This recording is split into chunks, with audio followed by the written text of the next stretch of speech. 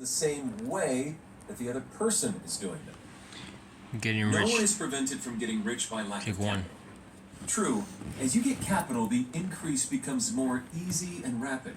But no one who has capital is already rich. Does not need to be how to become so. No matter how poor you may be, if you begin to do things in a certain way, you will begin to get rich. You will begin to have capital. The getting of capital is a part of the process of getting rich, and it is a part of the result which typically follows the doing of things in a certain way. You may be the poorest person on the continent and be so deeply in debt you may have neither friends, influence, nor resources. But if you begin to do things in this way, you must infallibly begin to get rich. For like causes must produce like effects. If you have no capital, you can get capital. If you are in the wrong business, I will get rich you can on get camera. into the right Watch. business. If you are in the wrong location, you can go to the right location. And you can do so by beginning in your present business and in your present location to do things in the certain way which causes success. Chapter 3. Is opportunity monopolized? No man is kept poor because opportunity has been taken away from him, because other people have monopolized the wealth and have put a fence around it, shut off from engaging in business in certain lines. There are other channels open to you. Probably it would be hard for you to get control of any of the great railroad systems. That field is pretty well monopolized. But the electric railway is still in its infancy and offers plenty of scope for enterprise. And it will be but a very few years until traffic and transportation through the air will become a great industry. And in all its branches will give employment to hundreds of thousands and perhaps to millions of people. Why not turn your attention to the development of aerial transportation instead of competing with J.J. Hill and others for a chance in the steam railway world? It is quite true that if you are a workman and employee of the Steel Trust, you have very little chance of becoming the owner of the plant in which you work. But it is also true that if you will commence to act in a certain way, you can soon leave the employ of the Steel Trust. You can buy a farm of from 10 to 40 acres and engage in business as a producer of foodstuffs. There is a great opportunity at this time for men who will live upon small tracts of land and cultivate the same intensively. Such men will certainly get rich.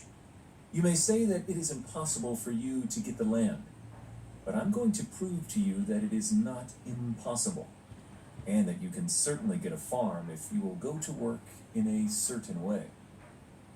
At different periods, the tide of opportunity sets in different directions, according to the needs of the whole, and the particular stage of social evolution which has been reached. At present, in America, it is setting toward agriculture and the allied industries and professions. Today, opportunity is open before the farmer in his line more than before the factory worker in his line. It is open before the businessman who supplies the farmer more than before the one who supplies the factory worker, and before the professional man who waits upon the farmer more than before the one who serves the working class. There is abundance of opportunity for the man who will go with the tide, instead of trying to swim against it. So the factory workers, either as individuals or as a class, are not deprived of opportunity.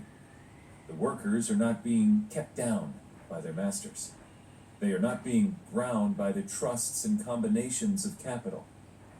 As a class, they are where they are because they do not do things in a certain way. If the workers of America chose to do so, they could follow the example of their brothers in Belgium and other countries and establish great department stores and cooperative industries. They could elect men of their own class to office and pass laws favoring the development of such cooperative industries. And in a few years, they could take peaceable possession of the industrial field. The working class may become the master class whenever they will begin to do things in a certain way. The law of wealth is the same for them as it is for all others. This they must learn. and they will remain where they are as long as they continue to do as they do. The individual worker, however, is not held down by the ignorance or the mental slothfulness of his class. He can follow the tide of opportunity to riches, and this book will tell him how. No one is kept in poverty by a shortness in the supply of riches. There is more than enough for all. A palace as large as the Capitol at Washington might be built for every family on earth from the building material in the United States alone. And under intensive cultivation, this country would produce wool, cotton, linen, and silk enough to clothe each person in the world finer than Solomon was arrayed in all his glory, together with food enough to feed them all luxuriously. The visible supply is practically inexhaustible, and the invisible supply really is inexhaustible.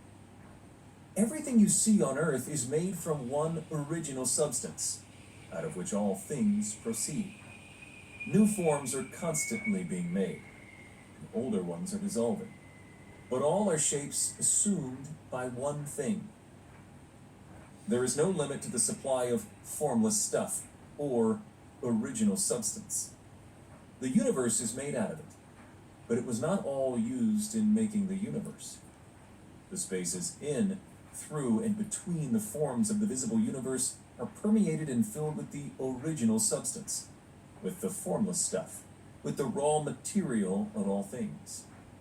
10,000 times as much as has been made might still be made, and even then we should not have exhausted the supply of universal raw material. No man, therefore, is poor because nature is poor, or because there is not enough to go around. Nature is an inexhaustible storehouse of riches. The supply will never run short. Original substance is alive with creative energy and is constantly producing more forms. When the supply of building material is exhausted, more will be produced. When the soil is exhausted, so that foodstuffs and materials for clothing will no longer grow upon it, it will be renewed or more soil will be made. When all the gold and silver has been dug from the earth, if man is still in such a stage of social development that he needs gold and silver, more will be produced from the formless. The formless stuff responds to the needs of man. It will not let him be without any good thing. This is true of men collectively.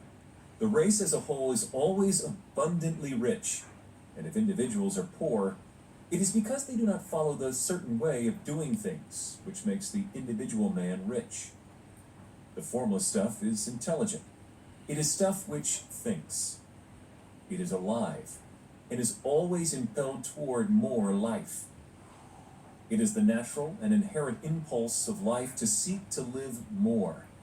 It is the nature of intelligence to enlarge itself, and of consciousness to seek to extend its boundaries and find fuller expression.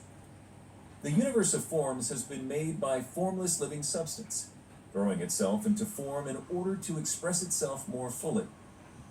The universe is a great living presence, always moving inherently toward more life and fuller functioning. Nature is formed for the advancement of life. Its impelling motive is the increase of life. For this cause, everything which can possibly minister to life is bountifully provided.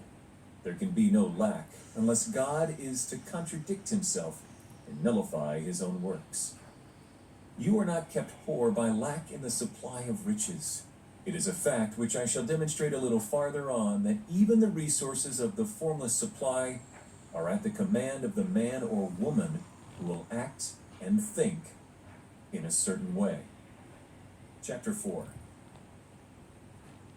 This year, take the time to melt into your holiday moments with Lindor. Irresistibly smooth chocolate from the Lindt Master Chocolatier Is the only power which can produce tangible riches from the formless substance. The stuff from which all things are made is the substance which thought of form, and the substance produces the form. Original substance means according to its thoughts. Every form and process you see in nature is the visible expression of a thought in original substance. As the formless stuff thinks of a form, it takes that form. As it thinks of a motion, it makes that motion. That is the way all things were created. We live in a thought world, which is part of a thought universe. The thought of a moving universe extended throughout formless substance, and the thinking stuff moving according to that thought, took the form of systems of planets, and maintains that form. Thinking substance takes the form of its thought, and moves according to the thought. Holding the idea of a circling system of suns and worlds, it takes the form of these bodies, and moves them as it thinks. Thinking the form of a slow-growing oak tree, it moves accordingly, and produces the tree. Those centuries may be required to do the work. In creating, the formless seems to move according to the lines of motion it has established. The thought of an oak tree does not cause the instant formation of a full-grown tree, but it does start in motion the forces which will produce the tree, along established lines of growth. Every thought of form, held in thinking substance, causes the creation of the form, but always, or at least generally, along lines of growth and action already established. The thought of a house of a certain construction, if it were impressed upon formless substance, might not cause the instant formation of the house, but it would cause the turning of creative energies already working in trade and commerce into such channels as to result in the speedy building of the house. And if there were no existing channels through which the creative energy could work, then the house would be formed directly from primal substance, without waiting for the slow processes of the organic and inorganic world.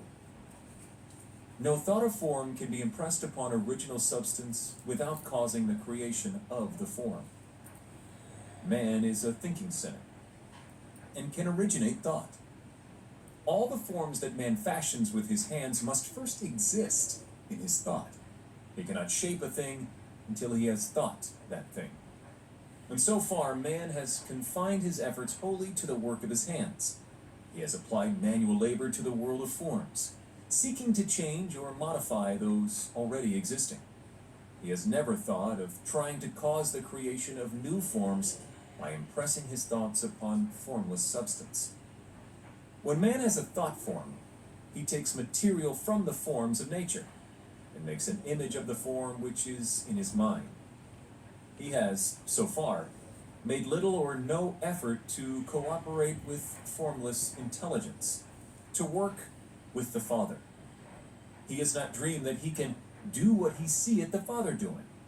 Man reshapes and modifies existing forms by manual labor. He has given no attention to the question whether he may not produce things from formless substance by communicating his thoughts to it. We propose to prove that he may do so, to prove that any man or woman may do so, and to show how. As our first step, we must lay down three fundamental propositions. First, we assert that there is one original formless stuff, or substance, from which all things are made. All the seemingly many elements are but different presentations of one element. All the many forms found in organic and inorganic nature are but different shapes, made from the same stuff. And this stuff is thinking stuff. A thought held in it produces the form of the thought. Thought, in thinking substance, produces shapes. Man is a thinking center, capable of original thought. If man can communicate his thought to original thinking substance, he can cause the creation or formation of the thing he thinks about. To summarize this, there is a thinking stuff from which all things are made, and which, in its original state, permeates, penetrates, and fills the inner spaces of the universe. A thought, in this substance, produces the thing that is imaged by the thought. Man can form things in his thought and, by impressing his thought upon formless substance, can cause the thing he thinks about to be created. It may be asked if I can prove these statements, and without going into details, I answer that I can do so both by logic and experience. Reasoning back from the phenomena of form and thought, I come to one original thinking substance. And reasoning forward from this thinking substance, I come to man's power to cause the formation of the thing he thinks about. And by experiment, I find the reasoning true, and this is my strongest proof. If one man who reads this book gets rich by doing what it tells him to do, that is evidence in support of my claim. But if every man who does what it tells him to do gets rich, that is positive proof until someone goes through the process and fails. The theory is true until the process fails. This process will not fail, for every man who does exactly what this book tells him to do will get rich. I have said that men get rich by doing things in a certain way, and in order to do so, men must become able to think in a certain way. A man's way of doing things is the direct result of the way he thinks about things. To do things in a way you want to do them, you will have to acquire the ability to think the way you want to think. This is the first step toward getting rich. To think what you want to think is to think truth, regardless of appearances. Every man has the natural and inherent power to think what he wants to think, but it requires far more effort to do so than it does to think the thoughts which are suggested by appearances. To think according to appearance is easy. To think truth regardless of appearances is laborious and requires the expenditure of more power than any other work man is called upon to perform. There is no labor from which most people shrink as they do from that of sustained and consecutive thought. It is the hardest work in the world. This is especially true when truth is contrary to appearances. Every appearance in the visible world tends to produce a corresponding form in the mind which observes it. And this can only be prevented by holding the thought of the truth.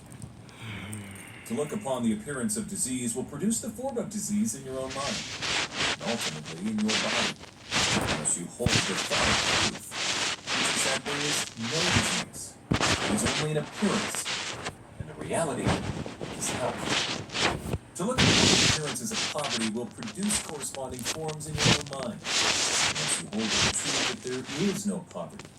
There is only abundance. To think health when surrounded by the appearances of disease, or to think riches when in the midst of appearances of poverty, requires power. But he who acquires this power becomes a mastermind. He can conquer fate. He can have what he wants. This power can only be acquired by getting hold of the basic fact which is behind all appearances. And that fact is that there is one thinking substance, from which and by which all things are made. Then we must grasp the truth that every thought held in this substance becomes a form, and that man can so impress his thoughts upon it as to cause them to take form and become visible things. When we realize this, we lose all doubt and fear, for we know that we can create what we want to create. We can get what we want to have, and can become what we want to be. As a first step toward getting rich, you must believe the three fundamental statements given previously in this chapter. In order to emphasize them, I will put them here.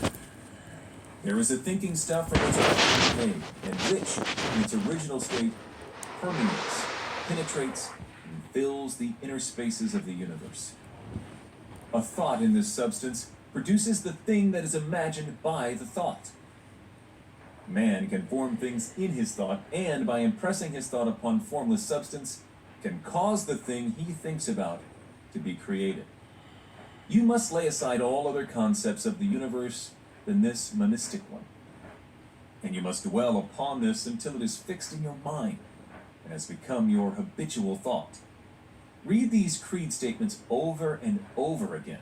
Fix every word upon your memory. Meditate upon them until you firmly believe what they say. If a doubt comes to you, cast it aside as a sin. Do not listen to arguments against this idea. Do not go to churches or lectures where a contrary concept of things is taught or preached. Do not read magazines or books which teach a different idea. If you get mixed up in your faith, all your efforts will be in vain. Do not ask why these things are true, nor speculate as to how they can be true. Simply take them on trust. The science of getting rich begins with the absolute acceptance of this faith. Chapter 5.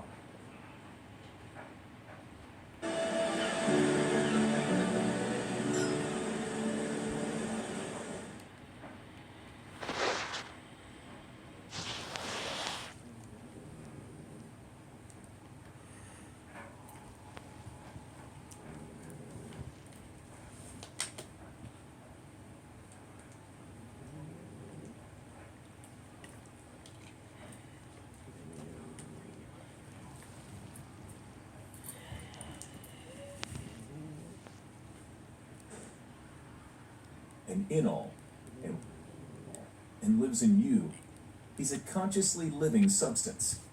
Being a consciously living substance, it must have the natural and inherent desire of every living intelligence for increase of life. Every living thing must continually seek for the enlargement of its life, because life, in the mere act of living, must increase itself. A seed dropped into the ground springs into activity, and in the act of living produces 100 more seeds. Life, by living, multiplies itself. It is forever becoming more. It must do so, if it continues to be at all. Intelligence is under this same necessity for continuous increase. Every thought we think makes it necessary for us to think another thought. Consciousness is continually expanding. Every fact we learn leads us to the learning of another fact. Knowledge is continually increasing. Every talent we cultivate brings to the mind the desire to cultivate another talent. We are subject to the urge of life, seeking expression, whichever drives us on to know more, to do more, and to be more. In order to know more, do more, and be more, we must have more. We must have things to use, for we learn and do and become only by using things. We must get rich so that we can live more. The desire for riches is simply the capacity for larger life-seeking fulfillment. Every desire is the effort of an unexpressed possibility to come into action. It is power seeking to manifest which causes desire. That which makes you want more money is the same as that which makes the plant grow. It is life, seeking fuller expression. The one living substance must be subject to this inherent law of all life. It is permeated with the desire to live more. That is why it is under the necessity of creating things. The one substance desires to live more in you. Hence, it wants you to have all the things you can use. It is the desire of God that you should get rich. He wants you to get rich because he can express himself better through you if you have plenty of things to use in giving him expression. He can live more in you if you have unlimited command of the means of life. The universe desires you to have everything you want to have. Nature is friendly to your plans. Everything is naturally for you. Make up your mind that this is true. It is essential, however, that your purpose should harmonize with the purpose that is in all. You must want real life, not mere pleasure or sensual gratification. Life is the performance of function, and the individual really lives only when he performs every function, physical, mental, and spiritual, of which he is capable, without excess in any. You do not want to get rich in order to live swinishly. For the gratification of animal desires, that is not life. But the performance of every physical function is a part of life. And no one lives completely who denies the impulses of the body a normal and healthful expression. You do not want to get rich solely to enjoy mental pleasures, to get knowledge, to gratify ambition, to outshine others, to be famous. All these are a legitimate part of life. But the man who lives for the pleasures of the intellect alone will only have a partial life, and he will never be satisfied with his lot. You do not want to get rich solely for the good of others, to lose yourself for the salvation of mankind, to experience the joys of philanthropy and sacrifice. The joys of the soul are only a part of life, and they are no better or nobler than any other part. You want to get rich in order that you may eat, drink, and be merry when it is time to do these things, in order that you may surround yourself with beautiful things, see distant lands, feed your mind, and develop your intellect, in order that you may love men and do kind things, and be able to play a good part in helping the world to find truth.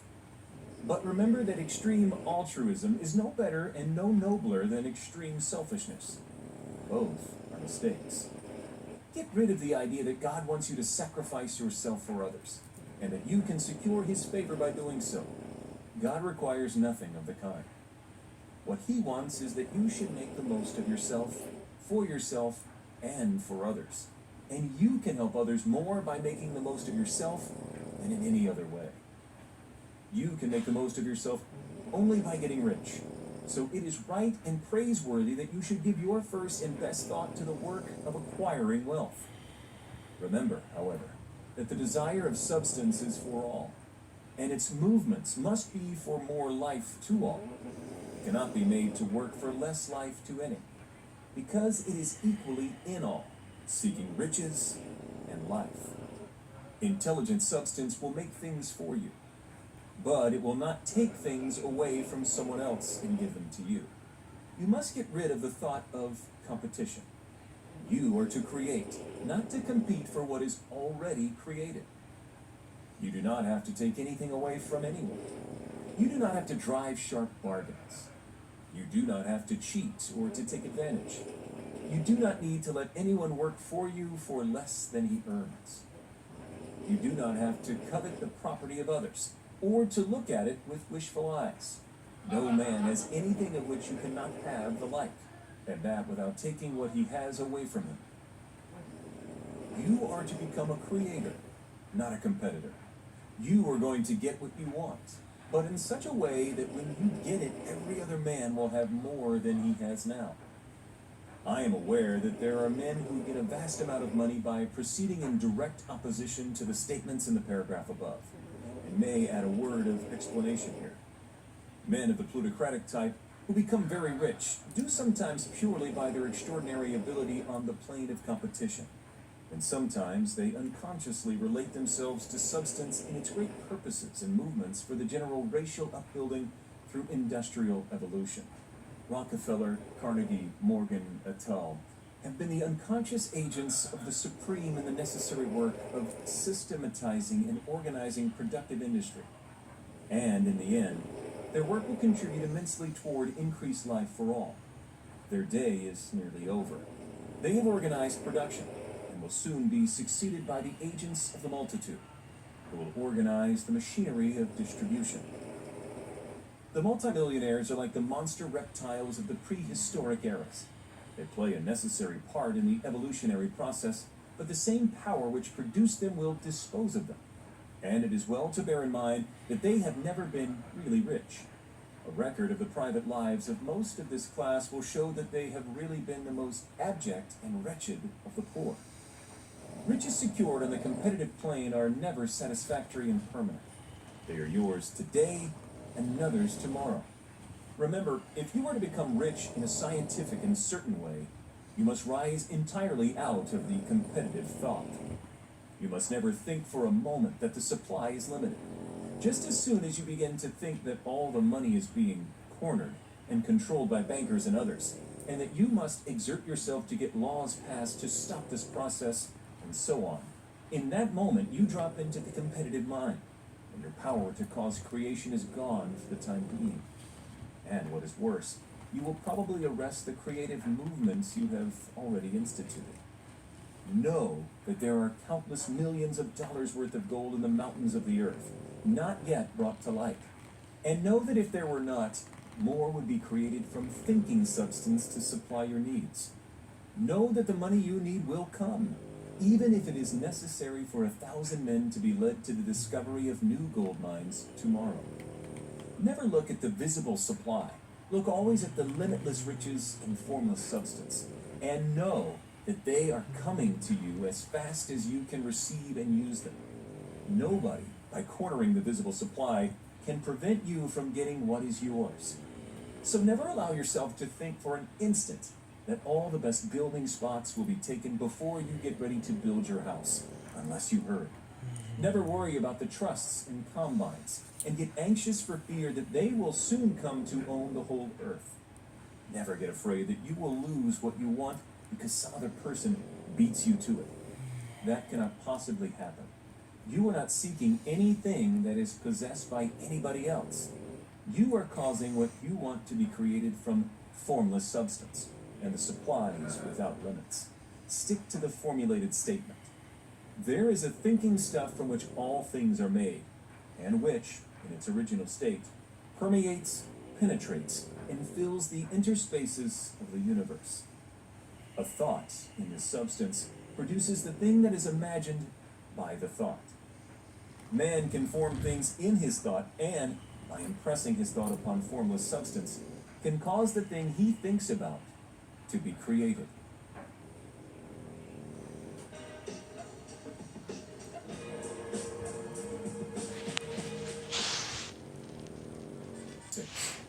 How riches come to you.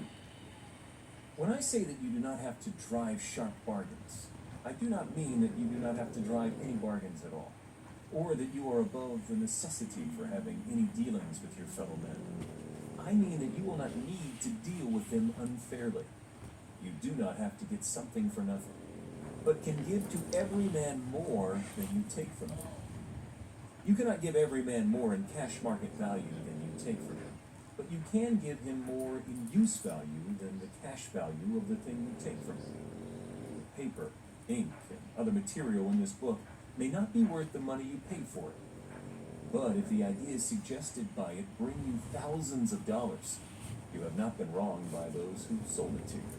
They have given you a great use value for a small cash value.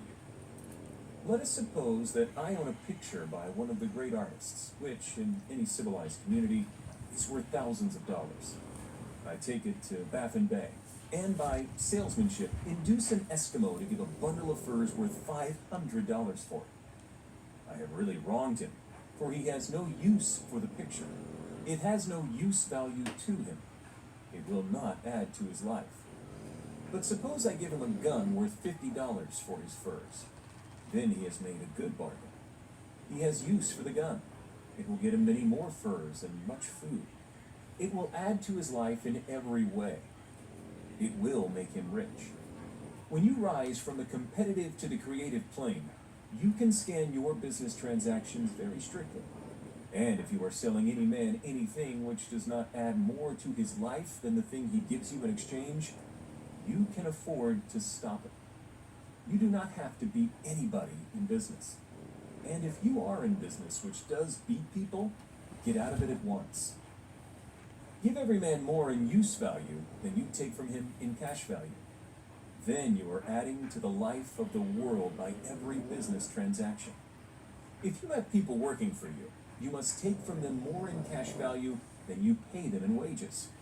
But you can so organize your business that it will be filled with the principle of advancement, and so that each employee who wishes to do so may advance a little every day. You can make your business do for your employees what this book is doing for you. You can so conduct your business that it will be a sort of ladder, by which every employee who will take the trouble may climb to riches himself.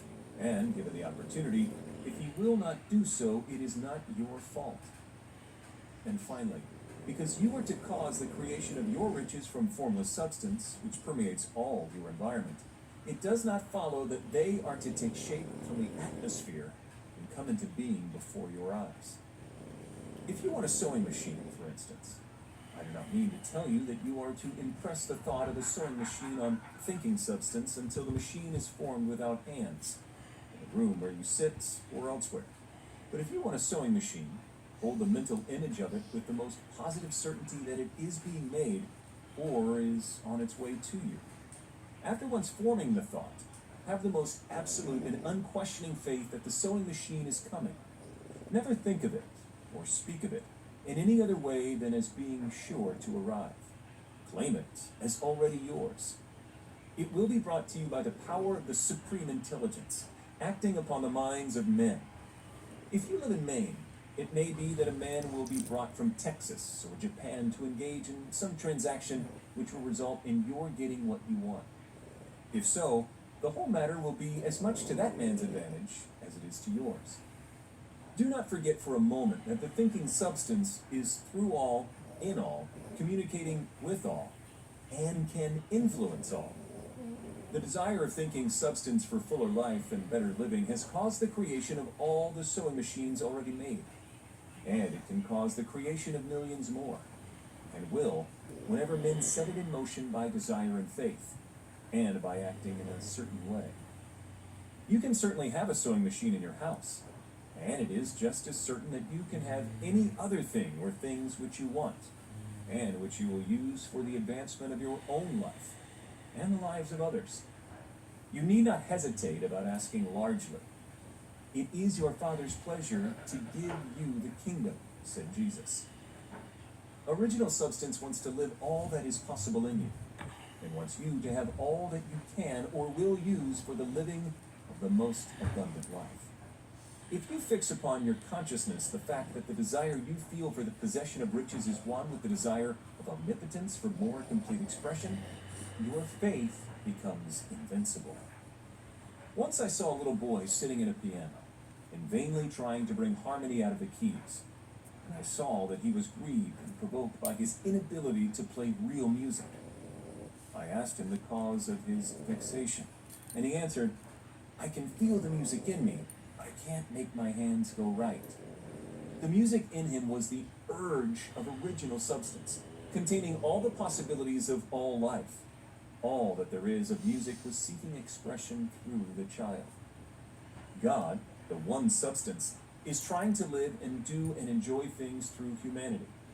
He is saying, "I want hands to build wonderful structures, to play divine harmonies, to paint glorious pictures. I want the feet to run my errands, eyes to see my beauties, tongues to tell mighty truths and to sing marvelous songs," and so on. All that there is of possibility is seeking expression through men. God wants those who can play music to have pianos and every other instrument, and to have the means to cultivate their talents to the fullest extent. He wants those who can appreciate beauty to be able to surround themselves with beautiful things. He wants those who can discern truth to have every opportunity to travel unobserved. He wants those who can appreciate dress to be beautifully clothed, and those who can appreciate good food to be luxuriously fed. He wants all these things because it is himself that enjoys and appreciates them. It is God who wants to play and sing, enjoy beauty, and proclaim truth, and wear fine clothes, and eat good foods. It is God that worketh in you to will and to do, said Paul. The desire you feel for riches is the infinite, seeking to express himself in you as he sought to find expression in the little boy at the piano. So you need not hesitate to ask largely. Your part is to focalize and express the desires of God. This is a difficult point with most people. They retain something of the old idea that poverty and self-sacrifice are pleasing to God. They look upon poverty as a part of the plan, a necessity of nature. They have the idea that God has finished his work and made all that he can make, and that the majority of men must stay poor because there is not enough to go around. They hold to so much of this erroneous thought that they feel ashamed to ask for wealth. They try not to want more than a very modest competence, just enough to make them fairly comfortable. I recall now the case of one student who was told that he must get in mind a clear picture of the things he desired, so that the creative thought of them might be impressed on formless substance. He was a very poor man, living in a rented house, and having only what he earned from day to day. And he could not grasp the fact that all wealth was his. So, after thinking the matter over, he decided that he might reasonably ask for a new rug for the floor of his best room, and an anthracite coal stove to heat the house during the cold weather. Following the instructions given in his book, he obtained these things in a few months, and then it dawned upon him that he had not asked enough. He went through the house in which he lived and planned all the improvements he would like to make in it. He mentally added a bay window here and a room there, until it was complete in his mind as his ideal home. And then he planned its furnishings. Holding the whole picture in his mind, He began living in the certain way and moving toward what he wanted. And he owns the house now and is rebuilding it after the form of his mental image. And now, with still larger faith, he is going on to get greater things. It has been unto him according to his faith, and it is so with you and with all of us.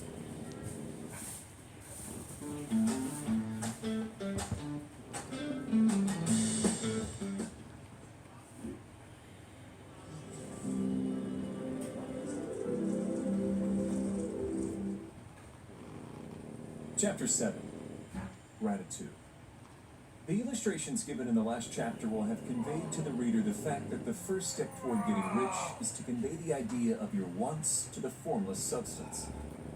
This is true, and you will see that in order to do so, it becomes necessary to relate yourself to the formless intelligence in a harmonious way.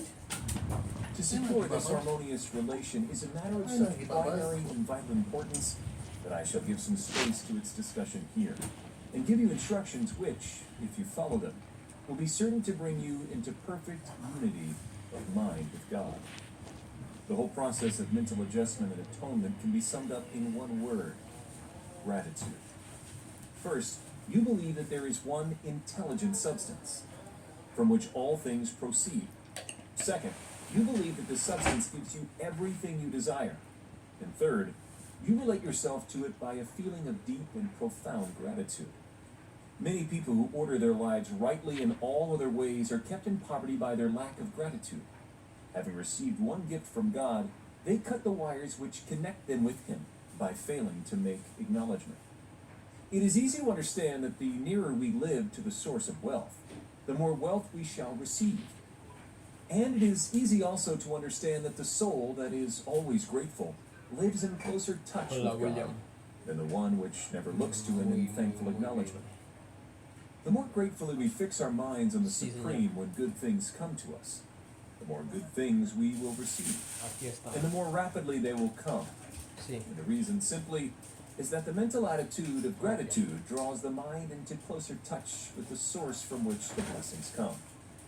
If it is a new thought to you that gratitude brings your whole mind into closer harmony with the creative energies of the universe, consider it well, and you will see that it is true.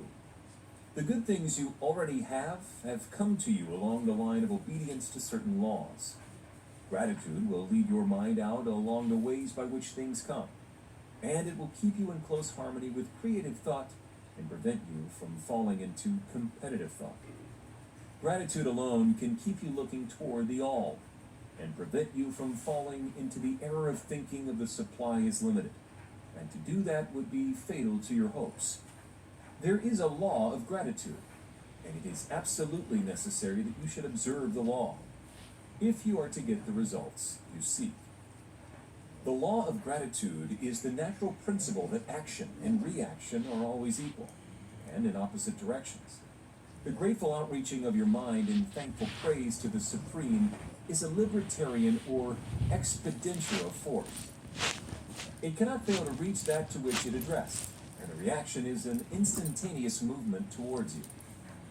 Draw nigh unto God, and He will draw nigh unto you. That is a statement of psychological truth. And if your gratitude is strong and constant, the reaction in formless substance will be strong and continuous.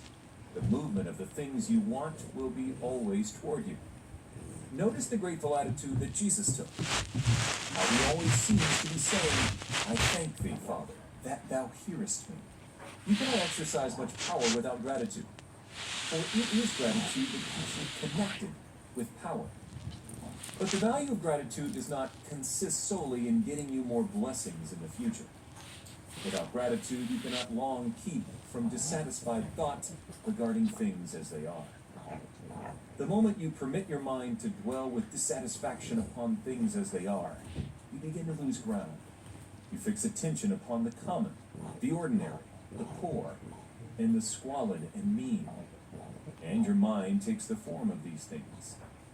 Then you will transmit these forms or mental images to the formless, and the common, the poor, the squalid, and mean will come to you.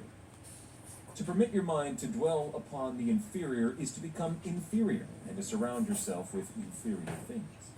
On the other hand, to fix your attention on the best is to surround yourself with the best and to become the best. The creative power within us makes us into the image of that to which we give our attention. We are thinking substance, and thinking substance always takes the form of that which it thinks about. The grateful mind is constantly fixed upon the best. Therefore, it tends to become the best. It takes the form or character of the best and will receive the best. Also, faith is born of gratitude. The grateful mind continually expects good things, and expectation becomes faith. The reaction of gratitude upon one's own mind produces faith, and every outgoing wave of grateful thanksgiving increases faith. He who has no feeling of gratitude cannot long retain a living faith. And without a living faith, you cannot get rich by the creative method, as we shall see in the following chapters. It is necessary, then, to cultivate the habit of being grateful for every good thing that comes to you, and to give thanks continuously. And because all things have contributed to your advancement, you should include all things in your gratitude. Do not waste time thinking or talking about the shortcomings or wrong actions of plutocrats or trust magnates. Their organization of the world has made your opportunity. All you get really comes to you because of them. Do not rage against corrupt politicians. If it were not for politicians, we should fall into anarchy, and your opportunity would be greatly lessened. God has worked a long time, and very patiently, to bring us up to where we are in industry and government. And He is going right on with His work. There is not the least doubt that He will do away with plutocrats, trust magnates, captains of industry, and politicians as soon as they can be spared. But in the meantime, behold that they are all very good. Remember that they are all helping to arrange the lines of transmission along which your riches will come to you, and be grateful to them all. This will bring you into harmonious relations with the good in everything, and the good in everything will move toward you. Chapter 8. Thinking in a certain way. Turn back to chapter 6, and read again the story of the man who formed a mental image of his house, and you will get a fair idea of the initial step toward getting rich. You must form a clear and definite mental picture of what you want. You cannot transmit an idea unless you have it yourself. You must have it before you can give it. And many people fail to impress thinking substance because they have themselves only a vague and misty concept of the things they want to do, to have, or to become. It is not enough that you should have a general desire for wealth, to do good with. Everybody has that desire. It is not enough that you should have a wish to travel, see things, live more, etc. Everybody has those desires also. If you were going to send a wireless message to a friend, you would not send the letters of the alphabet in their order. Let him construct the message for himself. Nor would you take words at random from the dictionary. You would send a coherent sentence, one which meant something. When you try to impress your wants upon substance, remember that it must be done by a coherent statement. You must know what you want and be definite. You can never get rich or start the creative power into action by sending out unformed longings and vague desires. Go over your desires just as the man I have described went over his house. See just what you want, and get a clear mental picture of it as you wish it to look when you get it. That clear mental picture you must have continually in mind, as the sailor has in mind the port toward which he is sailing the ship. You must keep your face toward it all the time. You must no more lose sight of it than the steersman loses sight of the compass. It is not necessary to take exercises in concentration, nor to set apart special times for prayer and affirmation, nor to go into the silence, nor to do occult stunts of any kind. These things are well enough, but all you need is to know what you want, and want it badly enough so that it will stay in your thoughts. Spend as much of your leisure time as you can in contemplating your picture, but no one needs to take exercises to concentrate his mind on a thing which he really wants. It is the things you do that they care about which require effort to fix your attention upon them. And unless you really want to get rich, so that the desire is strong enough to hold your thoughts directed to the purpose as the magnetic pole holds the needle of the compass, it will hardly be worthwhile for you to try to carry out the instructions given in this book. The methods herein set forth are for people whose desire for riches is strong enough to overcome mental laziness and a love of ease and make them work. The more clear and definite you make your picture then, and the more you dwell upon it, bringing out all its delightful Jim. details, the stronger your desire will be. Yeah. The stronger Is it your Uber desire, okay? the easier it will be to hold forget your it. mind fixed upon No, a picture no, of what you no, I'll want. drive you. I was just asking. Something more is necessary, however, than merely to see the picture clearly. If Jim. that is all you do, you are only a dreamer, and will have little or no power for accomplishment. Behind your clear vision must be the purpose to realize it, to bring it out in tangible expression. And behind this purpose must be an I'll drive invincible you. and unwavering faith that the thing is already yours, that it is at hand, and you have only to take possession of it. Live in the new house, mentally, until it takes form around you physically. In the mental realm, enter at once into full enjoyment of the things you want. Whatever so things ye ask for when ye pray, believe that ye receive them, and ye shall have them, said Jesus. See the things you want as if they were actually around you all the time. See yourself as owning and using them. Make use of them in imagination, just as you will use them when they are your tangible possessions. Dwell upon your mental picture until it is clear and distinct, and then take the mental attitude of ownership toward everything in that picture. Take possession of it, in mind, in the full faith that it is actually yours. Hold to this mental ownership. Do not waver for an instant in the faith that it is real. And remember what was said in a preceding chapter about gratitude. Be as thankful for it all the time as you expect to be when it has taken form. The man who can sincerely thank God for the things which as yet he owns only in imagination has real faith. He will get rich. He will cause the creation of whatsoever he wants. You do not need to pray repeatedly for things you want. It is not necessary to tell God about it every day. Use not vain repetitions as the heathen do, said Jesus to his pupils, for your Father knoweth that ye have need of these things before ye ask him. Your part is to intelligently formulate your desire for the things which make for a larger life, and to get these desires arranged into a coherent whole, and then to impress this whole desire upon the formless substance, which has the power and the will to bring you what you want. You do not make this impression by repeating strings of words. You make it by holding the vision with unshakable purpose to attain it, and with steadfast faith that you do attain it. The answer to prayer is not according to your faith while you are talking, but according to your faith while you are working. You cannot impress the mind of God by having a special Sabbath day set apart to tell him what you want, and then forgetting him during the rest of the week. You cannot impress him by having special hours to go into your closet and pray, if you then dismiss the matter from your mind until the hour of prayer comes again. Oral prayer is well enough, and has its effect, especially upon yourself, in clarifying your vision and strengthening your faith. But it is not your oral petitions which get you what you want. In order to get rich, you do not need a sweet hour of prayer. You need to pray without ceasing. And by prayer, I mean holding steadily to your vision, with the purpose to cause its creation into solid form, and the faith that you are doing so. Believe that ye receive them. The whole matter turns on receiving. Once you have clearly formed your vision, when you have formed it, it is well to make an oral statement, addressing the supreme and reverent prayer. And from that moment, you must, in mind, receive what you ask for. Live in the new house, wear the fine clothes, ride in the automobile, go on the journey, and confidently plan for greater journeys. Think and speak of all the things you have asked for in terms of actual, present ownership. Imagine an environment and a financial condition exactly as you want them, and live all the time in that imaginary environment and financial condition. Mind, however, that you do not do this as a mere dreamer and castle builder.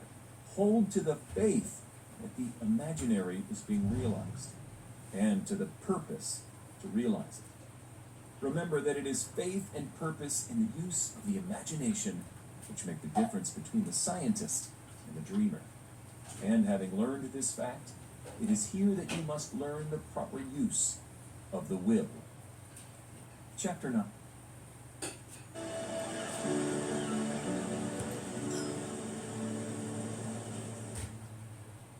Okay, there's this, or this. Chapter 9. How to use the will. To set about getting rich in a scientific way, you do not try to apply your willpower to anything outside of yourself. You have no right to do so anyway. It is wrong to apply your will to other men and women in order to get them to do what you wish done. It is as flagrantly wrong to coerce people by mental power as it is to coerce them by physical power. If compelling people by physical force to do things for you reduces them to slavery, compelling them by mental means accomplishes exactly the same thing. The only difference is in methods. If taking things from people by physical force is robbery, then taking things by mental force is robbery also. There is no difference in principle. You have no right to use your willpower upon another person, even for his own good, for you do not know what is for his good. The science of getting rich does not require you to apply power or force to any other person in any way whatsoever. There is not the slightest necessity for doing so. Indeed, any attempt to use your will upon others will only tend to defeat your purpose. You do not need to apply your will to things in order to compel them to come to you. That would simply be trying to coerce God. It would be foolish and useless, as well as irrelevant. You do not have to compel God to give you good things, any more than you have to use your willpower to make the sun rise. You do not have to use your willpower to conquer an unfriendly deity, or to make stubborn and rebellious forces do your bidding. Substance is friendly to you. It is more anxious to give you what you want than you are to get it. To get rich, you need only to use your willpower upon yourself. When you know what to think and do, then you must use your will to compel yourself to think and do the right things. That is the legitimate use of the will in getting what you want, to use it in holding yourself to the right course. Use your willpower to keep yourself thinking and acting in a certain way. Do not try to project your will or your thoughts or your mind out into space to act on things or people. Keep your mind at home. It can accomplish more there than elsewhere. Use your mind to form a mental image of what you want and to hold that vision with faith and purpose. And use your will to keep your mind working in the right way. The more steady and continuous your faith and purpose, the more rapidly you will get rich, because you will